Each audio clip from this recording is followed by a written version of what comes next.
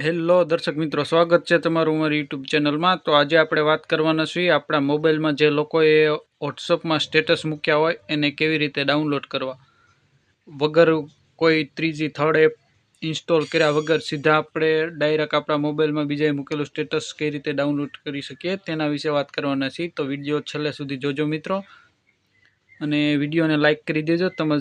તમે અમારી યુટ્યુબ ચેનલમાં નવા હો તો ચેનલને સબસ્ક્રાઈબ કરી લેજો અને બેલ આઇકન પ્રેસ કરી ઓલ સેટ કરી લેજો, જેથી અમે આવા નવા વિડીયો પોસ્ટ કરીએ તો આપણને મળતા રહે। તો ચલો મિત્રો, વિડીયોની શરૂઆત કરીએ। ફાઇલ્સ નામનું ફોલ્ડર આપેલું છે તે ખોલવાનું છે। તો મિત્રો તમે સ્ક્રીન પર જોઈ શકો છો જે આપણે ફાઇલ નામનું ફોલ્ડર ખોલી લીધું છે। ત્યાર પછી મિત્રો તમારે અહીંયા કણે સાઈડમાં જે 3 ડોટ દેખાય છે ત્યાં તેના પર ક્લિક કરવાનું છે। ત્યાર પછી મિત્રો આપણે આગળ સેટિંગમાં જવાનું છે। સેટિંગમાં જઈ નીચે તમે સ્ક્રોલ કરશો એટલે તમને એક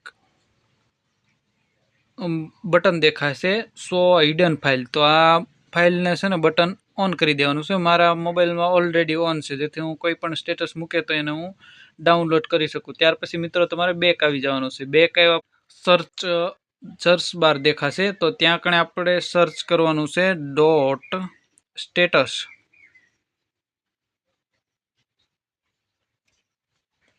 તો મિત્રો મેં અહીં સ્ટેટસ ટાઈપ કરી લીધું છે। ત્યાર પછી હું સર્ચના બટન ઉપર ક્લિક કરીશ।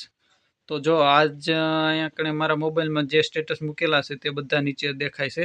તો આ સ્ટેટસ છે હું અહીંથી ડાઉનલોડ પણ કરી શકું છું, ત્યાર પછી હું લોકોને ફોરવર્ડ પણ કરી શકું છું અહીંથી જ। તો તમે મિત્રો કોઈ થર્ડ પાર્ટી એપ ઇન્સ્ટોલ કર્યા વગર ડાયરેક્ટ તમારા મોબાઈલમાં સેટિંગ ઓન કરી દેશો તો તમે કોઈ પણ વોટ્સઅપના સ્ટેટસ ડાઉનલોડ કરી શકશો। તો મિત્રો આ વિડીયો તમને કેવો લાગ્યો અમને કમેન્ટ કરીને જણાવજો, અને ફરી એક નવા વિડીયોમાં નવા ટોપિક સાથે મળશું। ત્યાં સુધી જય હિન્દ, જય ભારત।